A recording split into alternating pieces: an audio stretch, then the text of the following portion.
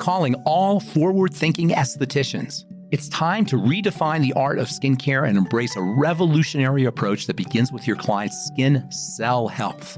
I'm pharmacist Benjamin Knight Fuchs, welcoming you to Truth Treatment Systems, where beauty begins at the cell. We believe you're not just a beauty professional, you are a healthcare professional. You want to make a positive difference and you want to make a good living, and we will help you do both.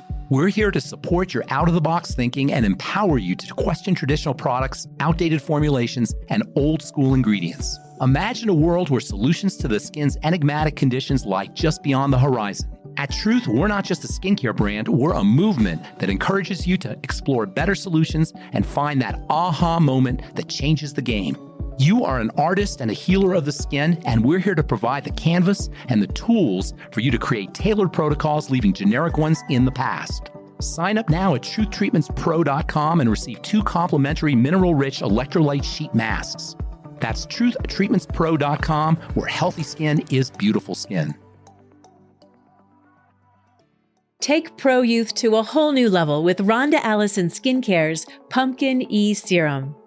Its concentrated blend of vitamin E and pumpkin seed oil boost oxygenation and increase cell protection, while antioxidant support reveals healthy, radiant skin.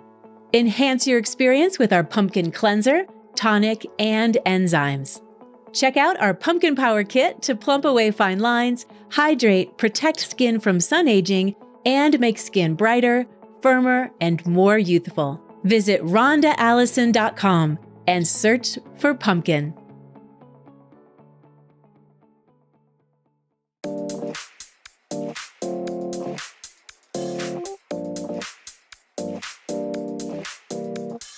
Hello and welcome to ASCP's Esty Talk. I'm your co-host Maggie Staszcuk and ASCP's Education Program Manager.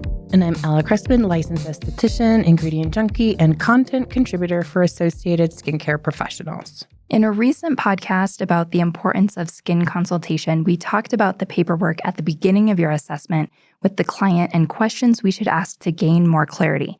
One of the most important questions to ask was, how do you feel about your skin on a scale from 1 to 10, which provided insight into our clients' perceptions of their skin problems and maybe even their skin goals.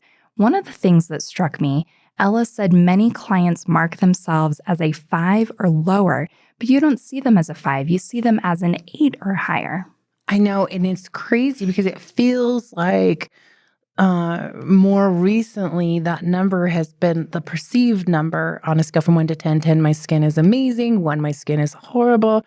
That number keeps dropping. So something I was thinking about recently, I got really into The Hills. Do you remember The Hills? Oh, totally. It was like Lauren Conrad and Kristen Cavallari and all of them. So early episodes, they're all beautiful people, gorgeous people in their 20s. I guess they were in like their early 20s at the time. Okay. Living in Hollywood Hills and partying and doing things that one would. I'm not kidding. I got stuck watching them like all through. And what I noticed is in the beginning, they were real looking. They had maybe some enhancements, some surgical enhancements in like their torsos, but that was it. And we all know Heidi Pratt, Montag Pratt, is famous for her makeover and her surgeries and such. But as you watch the progression of that show, the less real, I shouldn't say the less real, but the more made up they were, or the more flawless they became, is probably a better way to put it. Yeah. In the beginning, Lauren Conrad had dark circles and she had a pimple. And then later on, she just looked flawless. Her skin was perfect. Her hair was always done. And then now they have this New Beginning show. They all look amazing. They have Glam Squad. They have things that are very similar in the parallel universe of the real housewives. In the beginning, early on with the OC, they looked like they could be really housewives. And now they look like celebrities and figures. You take that, and then you add to it the availability of seeing yourself more. Back in the day, we're a similar age. Yeah. So high school, middle school, even before that. But in those formative years, we would have a disposable camera at a party, Or later on, it wasn't probably until afterwards that we got really good quality digital cameras, right? Yeah, totally. Going out to the club, we took disposable cameras or some sort of film camera. We had to get all 24 exposures before we could take it to a place that would then develop it. And if we were lucky, we got it in an hour. After the event, like the next day, we'd get it in duplicate and we'd wait to see what happened. Where now you can take it immediately. Oh, I don't like that about myself. I'm going, oh, I don't look good or whatever. There's a difference between seeing it in the phone or seeing it in the mirror. Yeah, and now you actually in real time can touch it up and put on filters and make yourself look better.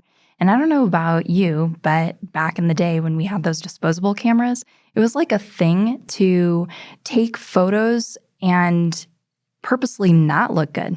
I remember having like early on in Facebook, I had a picture of me, kind of like a horrible picture of me. My bangs were a mess and I made like a snarl face and I posted it. And people were talking about that. Like, can you believe? And I've always been okay with making goofy faces and such because whatever, maybe because I grew up in the day where I didn't have to see the picture right away.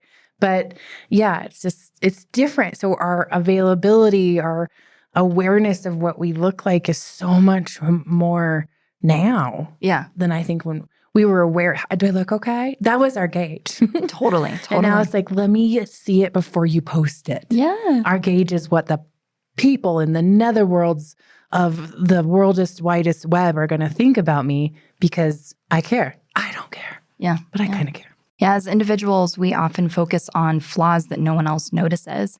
And that's okay. We're all human, and being hard on ourselves is something we just do. But it can also be a very real mental health concern, and one that estheticians may see often in the treatment room. I'm referring to body dysmorphic disorder, or BDD. And to be clear, many people are self-conscious about one thing or another with their body. This does not mean they have a disorder. Really, what body dysmorphic disorder is when there is this fixation on one or more perceived flaws in physical appearance that is not observed by others or may be seen as very slight by others. But people with BDD, they actually see themselves way differently than how others see them. Yeah, often BDD is directed towards the skin or the hair, and often accompanied by other disorders like OCD, excoriation disorder, and trichotillomania. And this is where the term skin dysmorphia may come from. It can involve compulsively obsessing over a perceived flaw that is not really there and could even result in a decline in life. Have you had clients with BDD? I mean, I guess what I would give my best hypothesis that, yeah, even currently, because I'm breaking out. Here's a great one. I broke out everywhere. Show me where. And it's 1 millia style impaction. And that's breaking out. So often I try to take that as an opportunity to educate them. You're not, and you got to be kind. Mm-hmm. Yeah, this isn't, girl, this is not a breakout. This is what I want to say. That's not a breakout. That is a tiny little bit of sebum. But you have to say, this is how the skin works. This is why this might be happening. You're not a breakout. This is non-inflammatory, but we can catch it before, being sensitive to their perception. But yeah, so that's one. The other is like, I look so old. No, you don't. You really, really don't. So explaining like glow gals and such. But when you have this clinical condition, I mean, how do you handle that as an esthetician? Yeah. I have had a client that had trichotillomania. She pulled out all of her lashes and then would wear false lashes. And then dermatillomania as well. There was a very young girl that would come in who literally had pock marks all over and into her chest where, like you're saying, there was not even any breakout there, but she perceived that she had breakouts and then trying to extract them, and they just became huge wounds all over her. That's so hard. Yeah. So just about anyone can get body dysmorphic disorder. Experts estimate that body dysmorphic disorder actually affects about 3% of adults in the U.S. About 40% of people with it are men, and about 60% are women.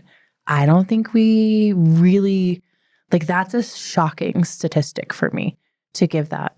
Yeah, I agree. And I imagine that there are people out there who perhaps have this and actually have not been diagnosed.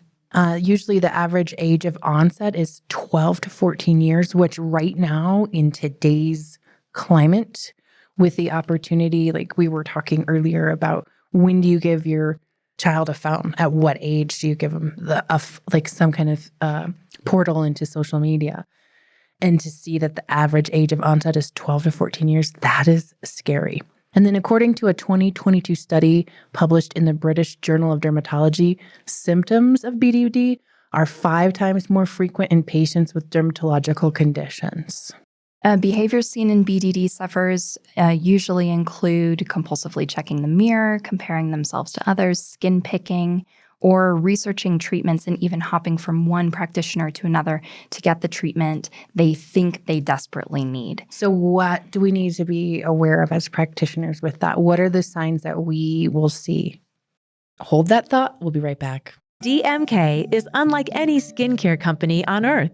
Named after visionary founder Danae Montague King, DMK is committed to providing individualized products and treatment plans that heal skin on the cellular level, whether the condition concerns pigmentation, acne, inflammation, or signs of aging. DMK is home to the original enzyme mask, the game-changing formula that sends oxygenating, tightening, and exfoliating signals into the skin to enact changes in skin structures from the inside out. DMK's business is built on empowering estheticians with education. The DMK Tool Belt and Remove, Rebuild, Protect, and Maintain concept allow estheticians to be flexible when treating clients and bringing their best skin forward. At DMK, we believe everyone deserves to feel the confidence that comes with healthy, beautiful skin. Learn more at DanaeMKing.com. That's DANNEM King.com. Do you want to give your clients clear, glowing skin for good? Look no further than Face Reality Skincare, 3-time winner of Best Acne Line in ASCP's Skin Deep Reader's Choice Awards. As the #1 professional acne brand, Face Reality offers estheticians the most comprehensive online acne training to learn how to identify and treat even the most stubborn acne cases. Learn to use Face Reality's holistic treatment protocol, which includes in-clinic treatment, customized home care, and lifestyle guidance. Visit pros.facerealityskincare.com today to get started. Okay, here we go. Let's get back to the podcast. So because of perceived flaws in the skin, many people with BDD will turn to aesthetics as well as dermatology and plastic surgery. Since BDD is a psychiatric disorder, it requires psychiatric treatment rather than aesthetic treatment. So if you have a client who's coming in, you think may be suffering from this condition, maybe you're treating them, you're not treating the psychiatric condition, you're just treating the skin. If someone has something like dermatillomania, they're picking at their skin, they may be contraindicated for the treatment they're about to receive. And with grace, you're letting them know that until their skin heals, they can't receive the service that they've booked. You know, that's really interesting because, okay, that's a great point. Like you're not ready for a treatment. You said with grace, you're not ready for a treatment because you've got some excoriations and basically to protect the integrity of the skin and da-da-da-da-da. Now, I'm going to take this in a way like I know before there's been signs. I'm not a doctor. We learned that in school. I'm not a doctor. I can't diagnose what I perceive might be skin cancer. I can point it out and suggest you go somewhere. I can't say what you have is like a certain kind of acne. I can just point it out, right? Because those are medical conditions. Before, I've noticed some things in clients, like they're left, like some indications that I recognize as consistent with other clients that they may want to get their thyroid checked, for example. It's happened to me twice. Hey, I've noticed this in you, and I noticed this was a parallel in another client. You might want to get that checked, and sure enough, they needed that. So do you handle it the same here? Hey, I noticed that you scratch your skin or pull your hair out, and I've had a parallel like that, and they got a lot of relief from, like, how do you suggest clinical? I think you don't. You don't. I think that you are just addressing it on surface level, saying, I am noticing that you have some excoriation on the skin, and unfortunately, we can't proceed with the procedure right now. I think it would entirely be out of an esthetician's scope of practice to suggest that they are suffering from a mental disorder that would contraindicate them for the treatment, because it's not the mental disorder that's contraindicating them. It's the fact that they have scratches on the skin. Yeah. Do you suggest maybe that, you can really touch on it? Mm-hmm. That's hard. Yeah, it's hard. For an industry full of people who want to help, that's going to be hard. Yeah, it's tough for sure. Sometimes people with this disorder are moving forward with treatment and still have dissatisfaction, because remember, they are seeing themselves differently than how they are actually perceived by other people. So you may move forward in performing a treatment and they're still not happy. So you have conflict there as well. And even if they can receive treatment, it may be best not to move forward and instead just refer them to someone else you think may be able to help them, an esthetician who's perhaps better equipped. Or in general, just say, unfortunately, you are contraindicated for this procedure right now. End of discussion. Yeah, especially because that's the stuff, like, maybe it's not the excoriations. Maybe it's just something you're picking up on. Again, you're not clinically diagnosing. It's way out of your scope to do that. But if you're picking up on that, that could be part of it. Yeah. Yeah. And because aesthetic procedures usually prove no benefit in these patients, because no matter how good the results are, they're never good enough. And the obsession that they have is still present. So it's more, like you said earlier, this is something that needs psychiatric treatment rather than an aesthetic treatment. Yes, correct. Clients who are dissatisfied with their procedures, they may feel guilty, angry with themselves or their practitioner for not improving their appearance to the degree that they are perceiving. That's great. That's so sad. It is important that estheticians equip themselves with the correct knowledge and tools to be able to recognize BDD and refer patients on. Now, listeners, we want to hear from you. Share with us on social media through Instagram, Facebook, or by emailing getconnected@ascpskincare.com. Thank you for listening to ASCP Esty Talk. And as always, for more information on this episode or for ways to connect with Ella and myself, or to learn more about ASCP, check out the show notes.